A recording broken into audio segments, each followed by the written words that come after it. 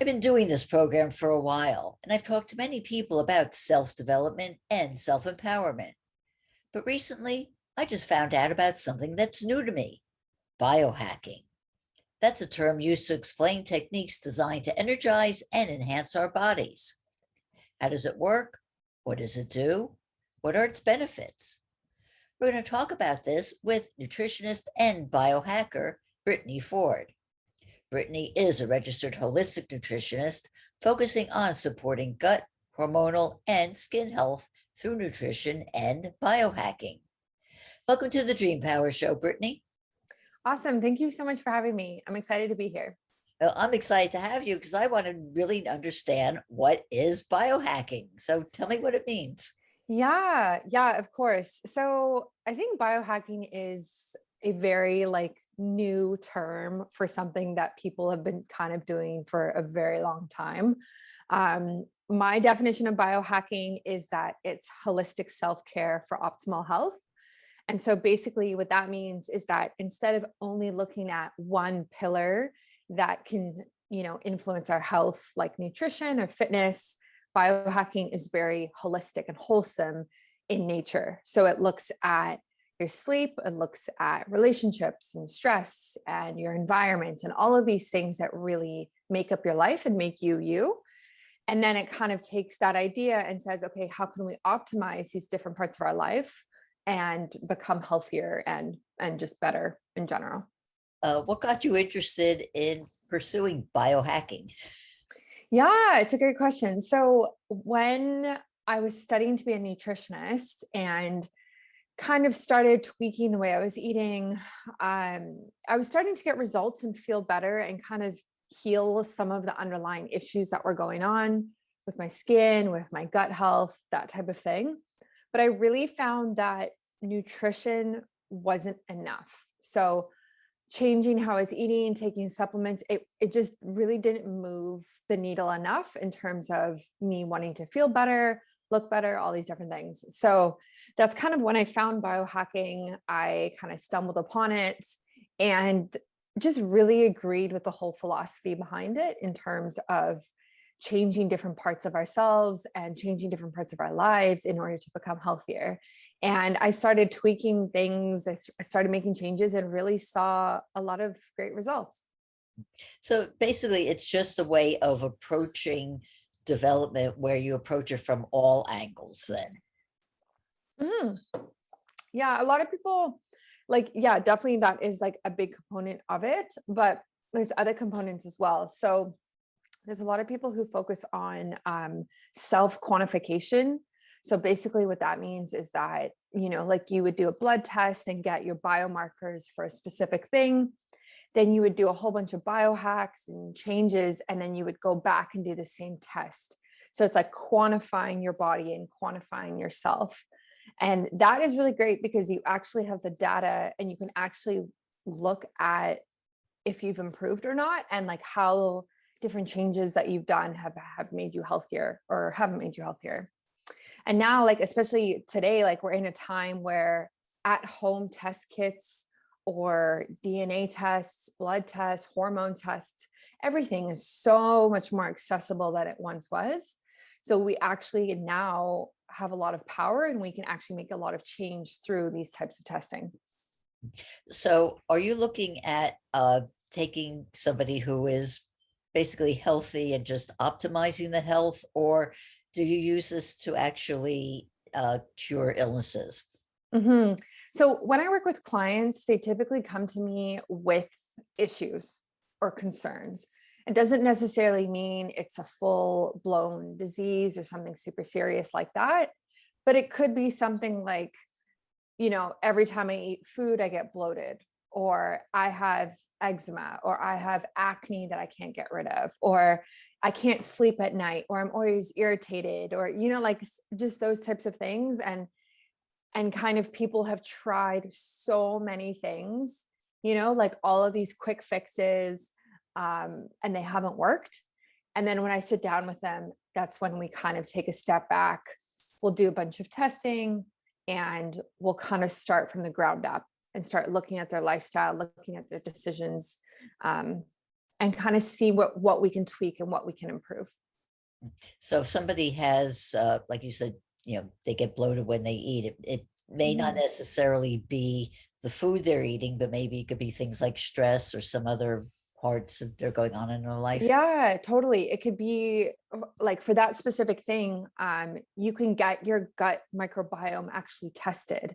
So you could do a test like that and look at the bacteria that's in your gut that could be producing the gas that is making you bloated all the time, right? So that would be the approach, is like get tested, figure out what is actually causing it, and then what can we do now with this data, and how can we change what you eat, the supplements that you're taking, different things like that. I see. Mhm. Is there a difference in the way that you would approach biohacking with a man versus a woman?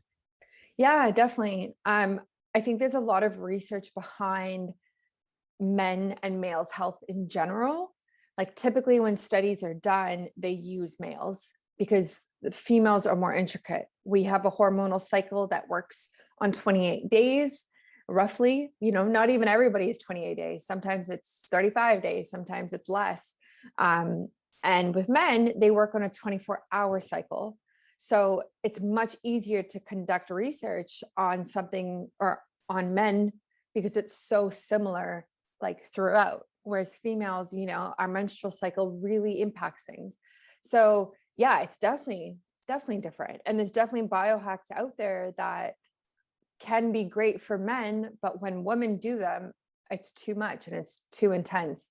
And so you kind of have to take these biohacks that kind of come and go, and the trends that come and go, and apply it to your life, and ask the question of, just because this works for somebody else, is it going to work for me?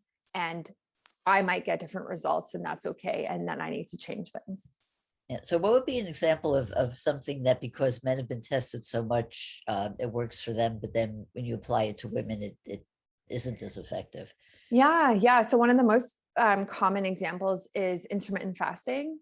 So intermittent fasting is so popular right now, and it can be so helpful for a wide variety of issues that people are dealing with. However, most of the research is done on men for it, or women who are postmenopausal. So when you are postmenopausal, obviously you're no longer having a menstrual cycle, and so your hormones have kind of evened out from day to day.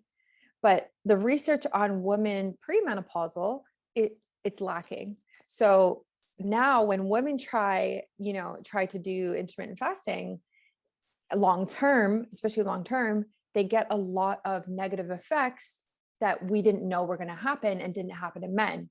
So for example, it will delay ovulation and cause irregular periods. It will cause sleep disturbances. Maybe, you become more irritable and angry, like the emotion behind it. So that's just one example. And there are others, but even myself, like when I first heard of intermittent fasting, I did it, and I did it for a couple of years, and it totally wrecked my hormones. And I had to take a step back and be like, okay, even though this is so popular and works, and I understand how great it can be for detoxing the body and blood sugar control and all of these things, for me and my health and fertility and one day having kids, like this isn't working for me. So I need to choose a different way. And that's why you work with a professional, right? Like they can kind of help you through that and help you make the best decision. Right. Let's talk about something specific. Mhm. One of the things I think affects so many people is not getting enough sleep. Mm. So how would you approach helping somebody get a good night's sleep through biohacking? Yeah, this is a great one. So I had so many sleep issues for so long. Like I would wake up multiple times throughout the night, get up, go to the bathroom, go back to sleep, and I thought it was normal.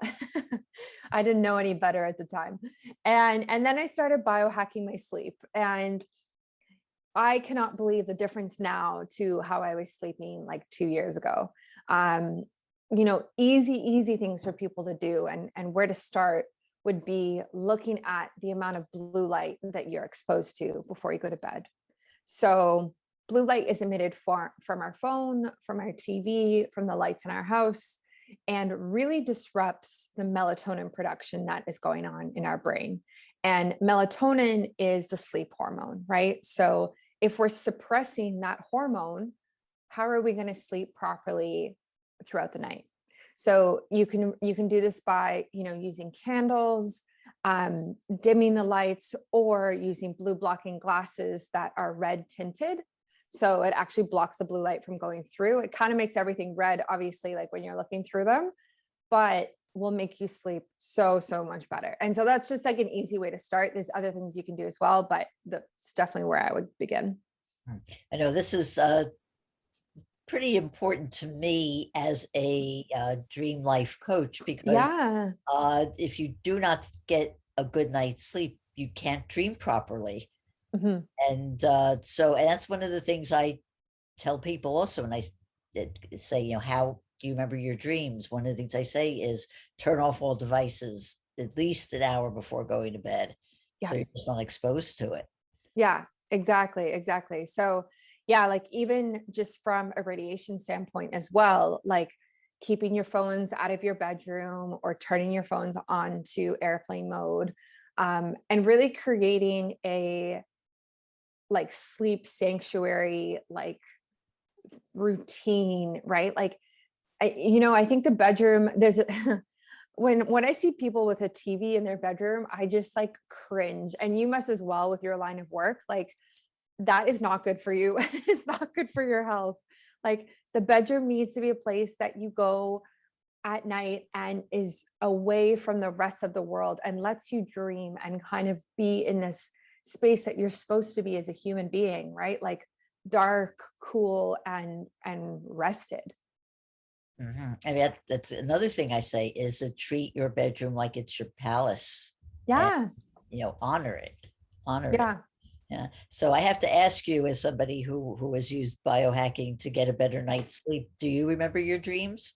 Yes, I do. I vividly remember my dreams. I could even tell you what I dreamt last night or this morning.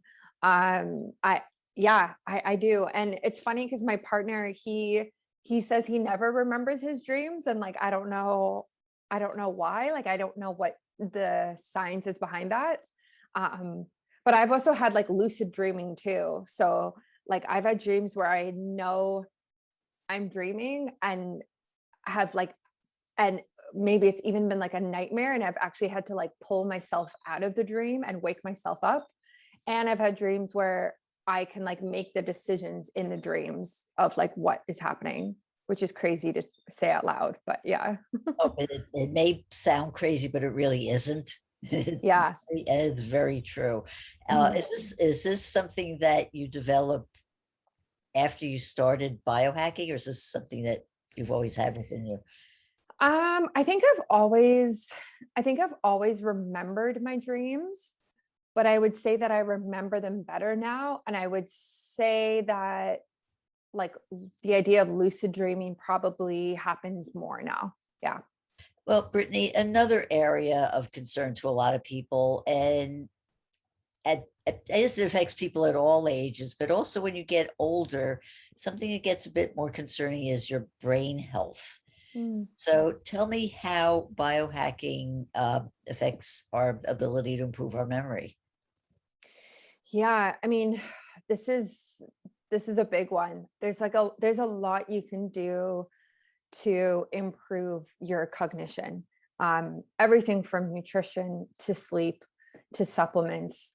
And typically if somebody came to me and said, hey, I don't think my brain is functioning at capacity, I'm struggling with memory, I would definitely start with nutrition.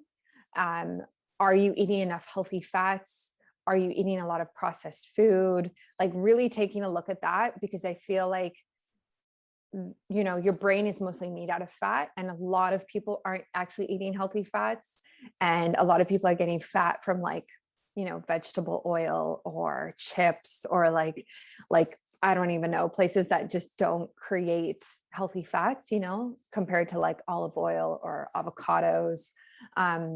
So I think we would start there. And then I would also question your sleep, like just on this topic of sleep, like everyone knows that if you don't sleep well, the next day you feel so irritated and like you're not functioning properly and you're tired and you really lack the energy.